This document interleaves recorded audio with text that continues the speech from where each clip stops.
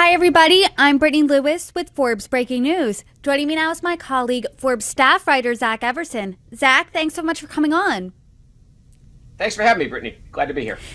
It has been such a busy week that I thought you and I could really chat about the biggest political stories that have been making the headlines. If you want, let's dive right in. So Taylor Swift? So Taylor Swift and Travis Kelce, obviously. So as much as I do want to talk about that, and as much as I actually made another video about that earlier this week, something that may be more exciting, maybe not, who knows, depends on who you ask. A bipartisan group of senators have been working on a border security deal.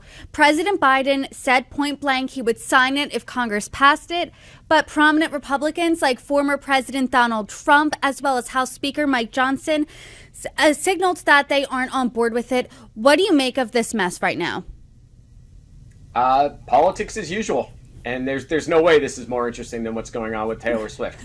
But yeah, it's politics as usual. The House has no reason to want to pass that bill and give Biden a win in an election year.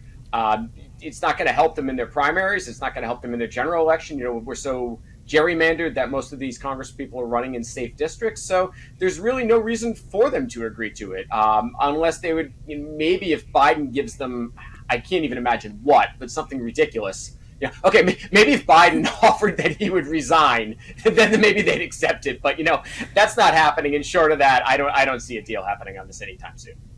What's interesting is Biden essentially said this could be the toughest and fairest set of reforms to secure the border. I talked to two members of Congress, one Republican and one Democrat, on the same exact day on Wednesday, and both of them accused the other side of playing political football with this issue.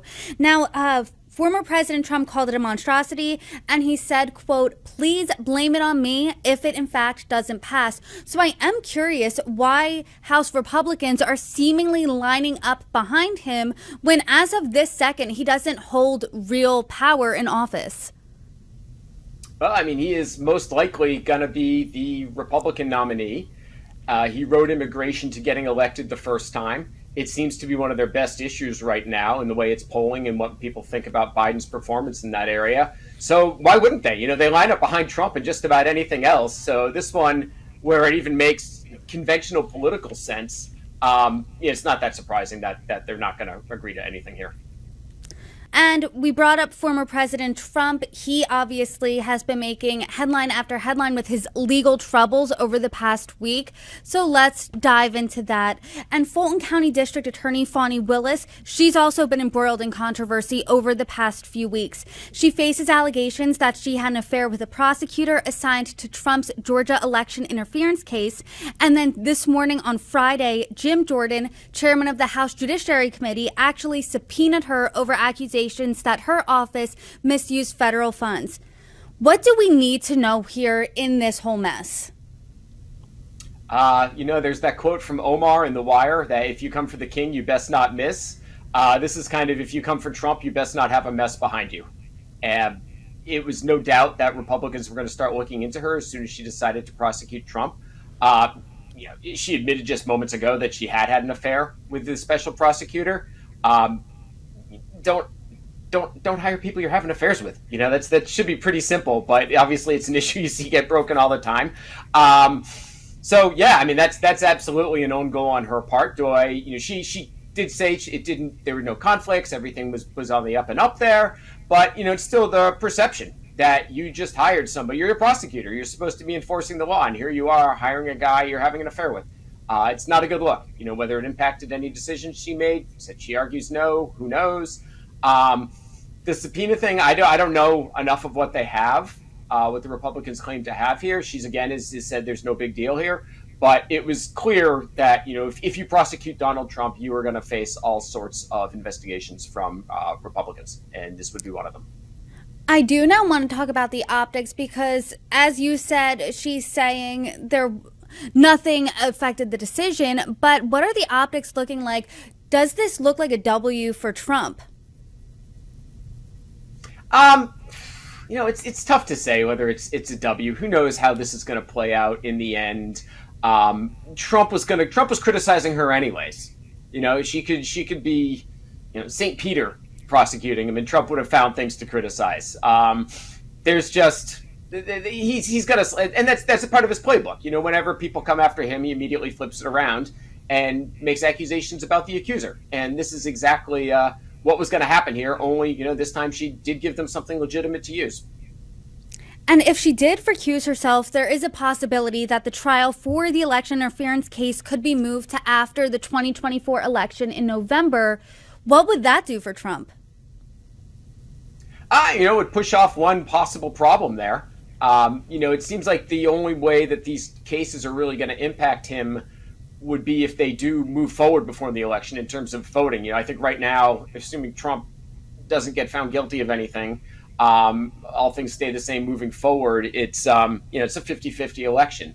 Although there was some recent polling that came out that said Republicans in swing states would be less likely to vote for him, or to vote for a candidate who was found guilty or indicted. So we'll see what happens here. But yeah, I think it just kind of pushes a headache off for him if this does get booted till after the election. I do want to rewind it back to the 2022 midterms. It seemed like Trump's political journey was pretty much toast after what was supposed to be a red wave was then a red trickle. As we know, DeSantis was touted as the future of the party. That didn't shake out the way DeSantis wanted it over the past year and a half. So what really seemed to embolden the base were Trump's legal issues. In 5 months in 2023, he was indicted 4 times. Do you think these mounting legal issues are good for Trump's election? Bad? What does that look like? I haven't looked this up myself, but there was campaign filing reports were due in earlier this week, and I saw it reported elsewhere that Trump enjoyed an uptick in donations after every indictment. So, you know, that certainly helps, you know, especially when you're also using some of that money to pay your legal bills. So there's definitely a benefit there in terms of firing up the base. It sounds like the issue might be more with moderates, and I think there was some polling also that came out showing Biden had a large advantage with women, and it could be hurting him in that area as well. But it's certainly, the indictments are certainly good for firing up the base. He's been fundraising off of it. He was selling NFTs that had a physical version that included a piece of the suit that he wore when he was indicted in Georgia. So, you know, he's certainly going all out trying to make some money off of it, and it looks like doing so successfully. Let's now move on to Allen Weisselberg. He is the ex-CFO of the Trump Organization, and he is reportedly negotiating a plea deal with Manhattan prosecutors. He's apparently planning to plead guilty to perjury in Trump's civil fraud trial. What did he allegedly lie under oath about? We don't know exactly what this potential plea deal is referring to. The New York Times broke this story yesterday.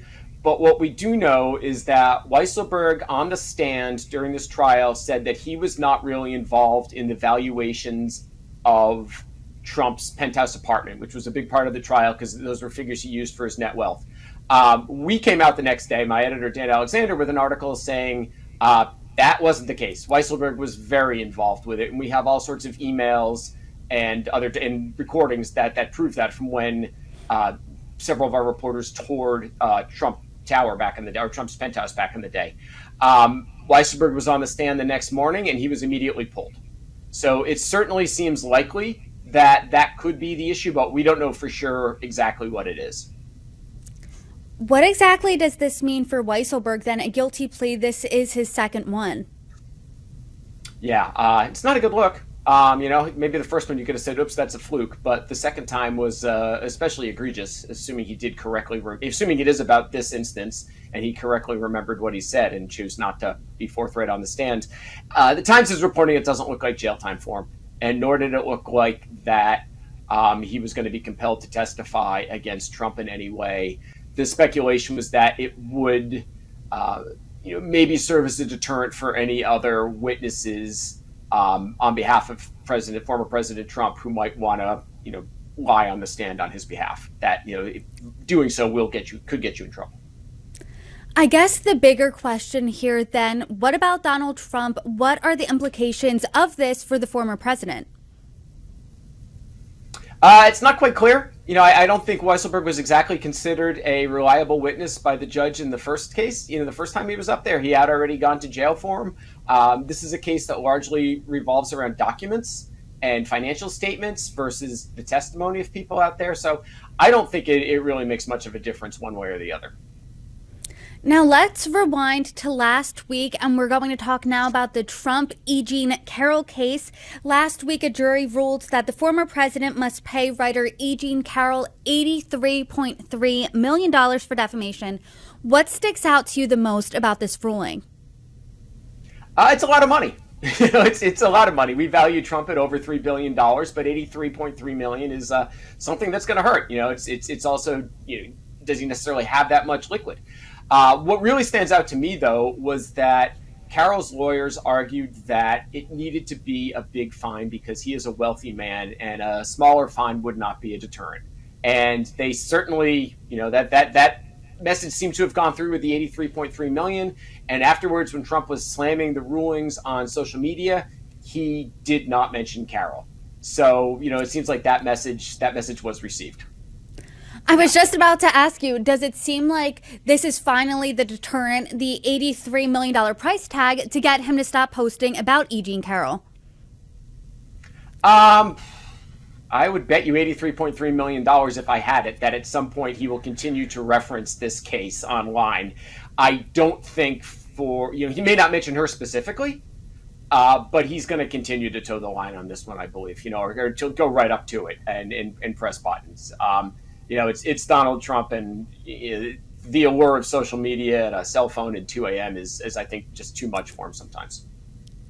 As you noted, Forbes has estimated that he is worth a couple billion, but $83 million isn't exactly pocket change for anyone. So do you think he's paying this out of his own pocket, or is he going to dip into his Save America PAC, which reportedly has doled out over $55 million in legal fees in 2023 alone? I've speculated that he might go try to dip into his PAC money for that. Whether that's legal or not, I don't think there's really much of a precedent of, whether or not it's okay for presidential candidates to dip into their campaign funds to pay off a defamation suit. So, that's something that I could also see to be litigated. But he's going to do anything he can to not be, to not have to pay this out of his own pocket. And it's going to be a while, I think, for E. Jean Carroll to see any of these proceeds. In that Trump's going to appeal. He's very good at dragging on court proceedings for as long as possible. So who knows? She said she was going to use the $83.3 million that Trump owes her for something the former president hates. Personally, I'd love to see her invested in investigative reporting. Trump doesn't seem to be a big fan of that stuff, but I think it'll be a little while for Ms. Carroll to see those funds.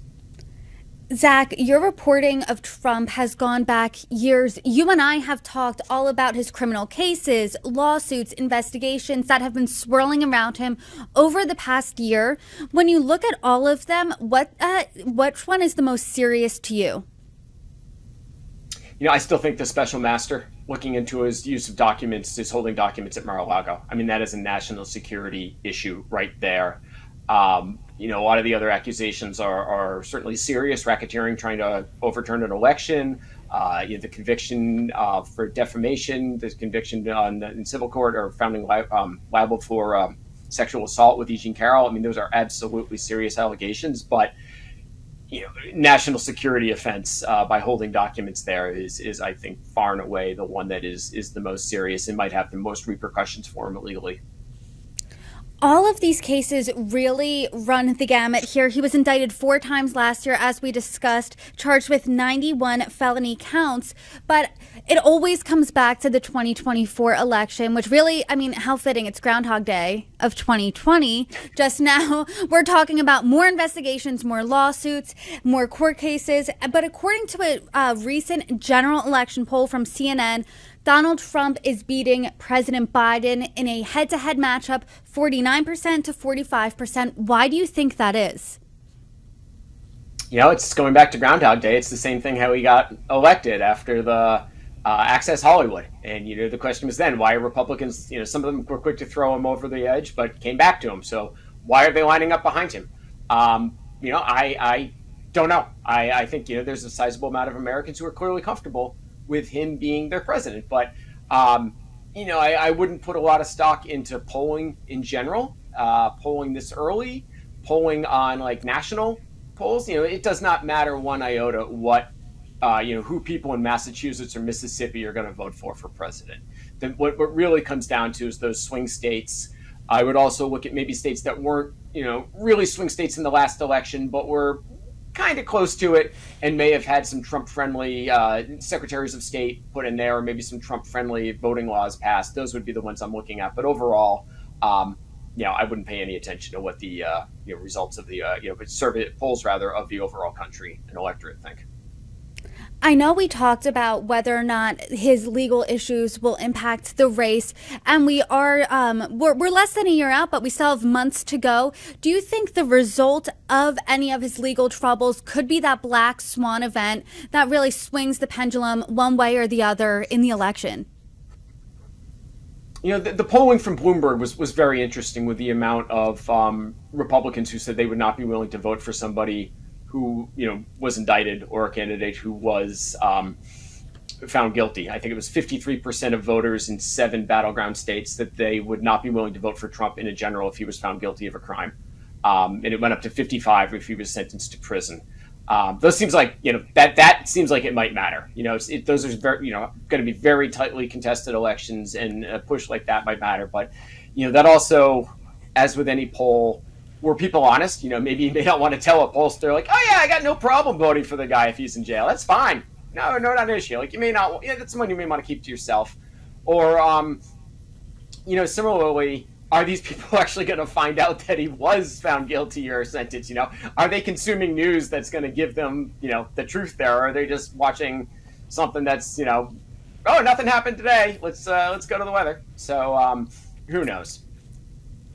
You bring up a really interesting point, and as we've been saying, we still are months out from the election, so there's a lot that remains to be seen. And in every one of the stories we discussed today, the chapter's not closed on them. The story is still ongoing. So what specifically are you looking out for next? That's a great question. I just don't think anything's going to change. The one thing that would obviously throw the race into turmoil more than anything else is that we are talking about 2, elderly people here. And if a health issue were to come up, that is obviously something that would just totally throw the election, what we're talking about, out the window, and it may not matter. Both men seem to be in fine health. Doesn't seem like it's going to happen, but when you're that age, 6 months can be a long time. Zach, thank you so much for coming on, for breaking down all the important headlines of the week. I'm looking forward to having you join me again soon. Thanks, me too.